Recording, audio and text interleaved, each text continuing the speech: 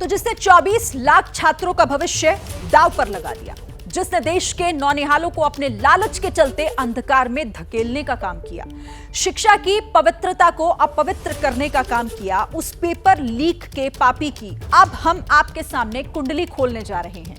वो paper leak का पापी कोई ऐसा वैसा परीक्षा माफिया नहीं है, बल्कि उसकी जड़ें बहुत गहराई तक हैं। आज एबीपी न्यूज ये खुलासा करेगा उस परीक्षा माफिया के तमाम राज का। वो कौन है, उसकी पहचान, उसका काम क्या है, सब कुछ मैं आपको बताऊंगी। और इसके साथ ही मेरे सहयोगी भी लगातार मेरे साथ बने हुए हैं, जिनसे हम जानेंगे कि उनकी पड़ताल में आखिर क्या निकलकर सामने आया।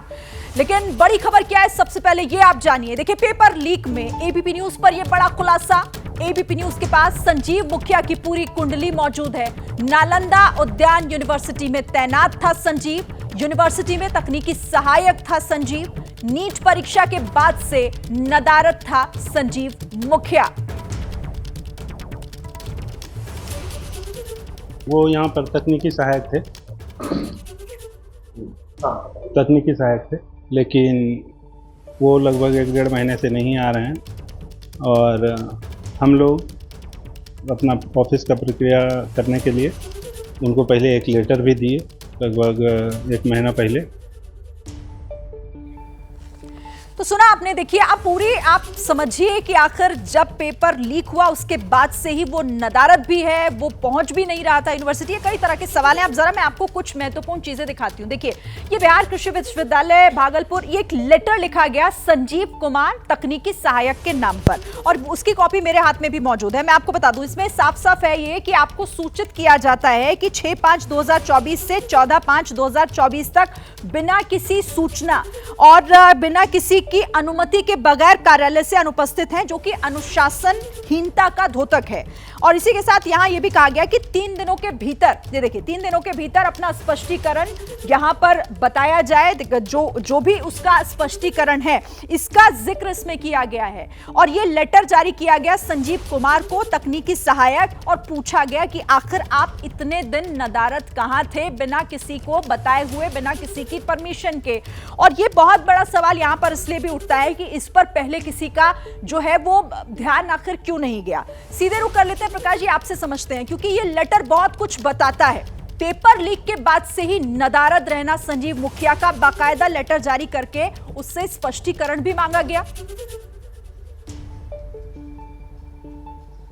देखिए, ये जो चिट्ठी है, आप समझिए 5 तारीख के बाद 6 तारीख को, यानी इसका जब खुलासा हो गया कि वो सिकंदर पकड़ा गया है, जिस शख्स से डीलिंग हो रही थी उसके बारे में पुलिस को जानकारी मिल चुकी है, तब जाके इसने वो एप्लीकेशन दिया।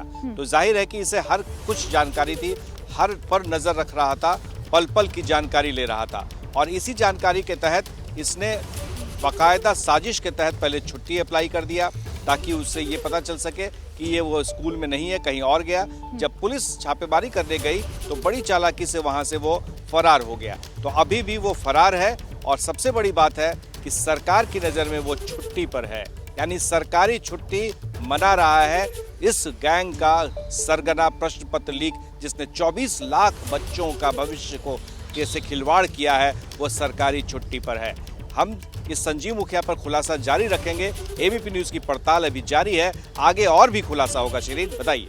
बिल्कुल, आगे और भी खुलासे होंगे। इस संजीव मुखिया के बारे में एक एक बात हम अपने दर्शकों तक पहुंचाएंगे। जैसे ही घड़ी का काटा दोपहर 2:30 पे आए, बबीता जी का दिल सास बहू साजिश के लिए मचल जाए।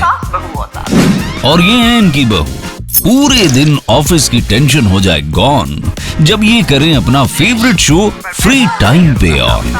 इनकी तरह आप भी देखिए अपना फेवरेट शो अपने टाइम पर, और डाउनलोड कीजिए एबीपी लाइव ऐप अपने स्मार्ट टीवी पर।